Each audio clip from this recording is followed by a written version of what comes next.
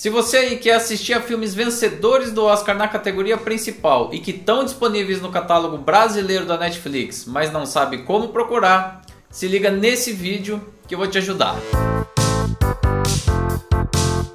Pessoal, se você é novo aqui no canal, chegou por acaso nesse vídeo, já faz o seguinte, se inscreve e também ativa as notificações do sininho, porque aqui toda semana tem material novo sobre Oscar, sobre academia, sobre cinema em geral e você não quer perder nenhum conteúdo, né? Então liga as notificações no sininho, que é muito importante pra gente. Pessoal, eu sempre recebo mensagens de vocês que acompanham o canal ou de quem assiste aos vídeos aqui das análises perguntando sobre filmes que estejam disponíveis no catálogo da Netflix. Então eu fiz o seguinte, eu acessei o catálogo da Netflix e tentei achar todos os filmes já vencedores do Oscar na categoria de melhor filme para saber quais deles que estão disponíveis para o assinante brasileiro.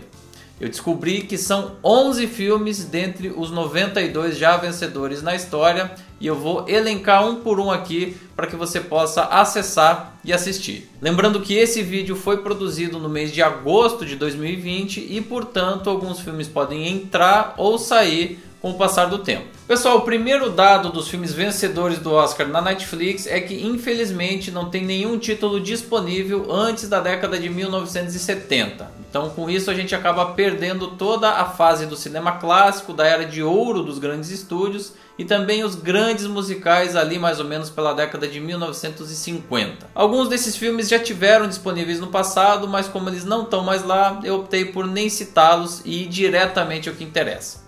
Os primeiros filmes que aparecem aí no catálogo da Netflix no Brasil são da trilogia O Poderoso Chefão. As duas primeiras partes venceram o Oscar de melhor filme, o que inclusive é um caso único na história. Ou seja, o filme original e a sua continuação vencer o Oscar de melhor filme. O terceiro filme ainda foi indicado ao Oscar de melhor filme e também está disponível na plataforma. Você provavelmente já deve ter no mínimo ouvido falar desses filmes que são tão importantes para a história do cinema mundial. Eles foram dirigidos pelo Francis Ford Coppola. Os dois primeiros foram lançados nos anos de 1972 e 1974 e são clássicos absolutos. Eles foram lançados dentro de um contexto de produção que a gente chama historiograficamente de Nova Hollywood, que se contrapunha ao que vinha sendo produzido até então, principalmente em relação às temáticas. Influenciados pelas vanguardas europeias, os cineastas norte-americanos dessa época acabaram imprimindo um realismo maior nas obras. Como resultado, a gente tem um cinema mais cru, com personagens pouco idealizados. As cenas acabam tendo um realismo maior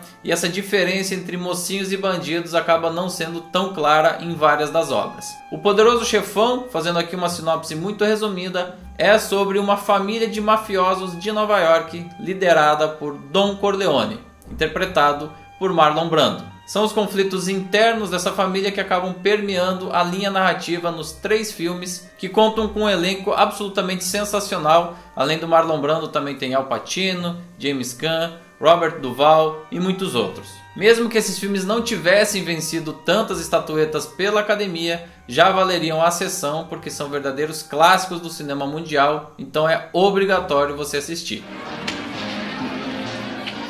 I know it was you, Fredo. O próximo vencedor disponível aqui na Netflix brasileira é a superprodução Gandhi, de 1982. Ela na realidade é uma produção independente, não foi produzida com um único dólar sequer de Hollywood e acabou vencendo várias estatuetas do Oscar nesse ano de 1982, batendo inclusive a superprodução ET, o extraterrestre, de Steven Spielberg. Como o próprio título sugere, esse é um filme sobre a biografia de Mahatma Gandhi e que acaba pegando aí desde o início da carreira dele como um líder até os dias finais. Alguns elementos que impressionam nesse filme são a reconstrução histórica, a grandiosidade das cenas. Então a sequência de funeral de Gandhi, por exemplo, é uma das maiores de toda a história do cinema. E claro, a interpretação de Ben Kingsley, que está simplesmente espetacular. A gente já analisou inclusive em detalhes essa obra, ela está disponível em um vídeo aqui específico do canal do Meu Tio Oscar. Se você perdeu, acesse os arquivos e confira. Assim como o debate relativo ao ano de 1982, onde a gente comenta um pouquinho desse contexto que fez com que Gandhi saísse vencedor. If I die, perhaps they will stop. Disso a gente pula para 1993, ano em que Steven Spielberg venceria o Oscar de melhor direção por A Lista de Schindler. Essa é considerada a produção definitiva sobre o Holocausto e é um filme bastante forte, sensível e também muito pessoal. Esse projeto foi levado por Spielberg, ele inclusive fez questão que a fotografia do filme fosse majoritariamente em preto e branco, e para isso ele abriu mão inclusive do seu cachê como diretor. Todo esse esforço veio com o reconhecimento da academia, não só na categoria principal, como em outras 6. E esse na realidade é um dos filmes mais populares de toda a década de 1990. Aproveite que ele está disponível na Netflix e assista. E depois inclusive volta aqui no canal e também faz o comentário em relação à análise que a gente fez de A Lista de Schindler, já está disponível aqui.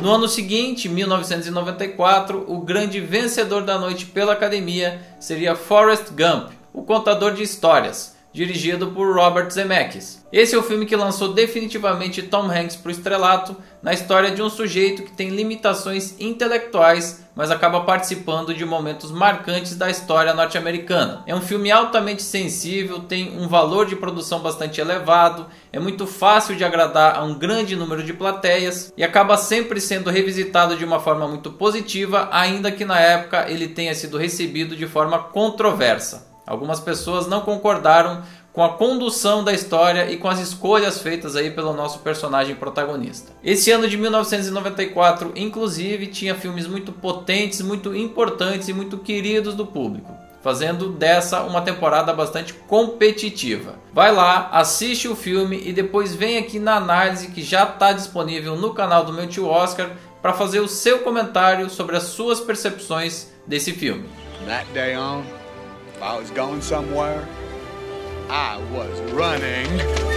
Seguindo pela linha cronológica, a gente chega até o ano 2000, numa produção de época dirigida por Ridley Scott, Gladiador. Esse é um filme que traz Russell Crowe no papel de um general romano que busca vingança contra um imperador corrupto, que matou não só a sua família, como fez dele um escravo. Quem interpreta esse imperador é Joaquin Phoenix, ele mesmo que venceu o Oscar agora esse ano pelo filme Coringa. E essa produção é voltada para aqueles que gostam de espetáculo nas telas. Além de uma reconstrução histórica impecável, a gente tem várias cenas de ação, multidões, grande número de figurantes, batalhas e sequências de acabamento técnico e visual impecáveis. Um filme sem sombra de dúvidas com alto valor de produção.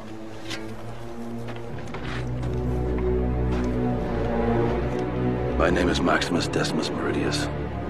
Agora, falando em tamanho, 3 anos mais tarde a gente veria como vencedor do Oscar a mega produção O Senhor dos Anéis, O Retorno do Rei. Na realidade, o último filme de uma trilogia que iniciou no ano de 2001 e teve os 3 filmes indicados na categoria principal, os 3 inclusive disponíveis aí na Netflix brasileira, e que fazem desse último título um caso único na história, ou seja, uma continuação cujos filmes anteriores não venceram o Oscar de melhor filme. Além disso, esse é um dos filmes recordistas da história do Oscar, tendo vencido 11 estatuetas naquela cerimônia. Até hoje, apenas 3 filmes fizeram isso: Ben-Hur de 1959, Titanic de 1997 e O Senhor dos Anéis, O Retorno do Rei de 2003. Grande parte desses prêmios veio pelo espetáculo incomparável que ele proporcionou na época de lançamento. Esse é um filme de fantasia baseado nos livros escritos por J.R.R. Tolkien e dirigidos por Peter Jackson. Quando o assunto é espetáculo, tamanho, batalhas impressionantes, efeitos muito bem produzidos, esse filme realmente é incomparável. Take my hand! No!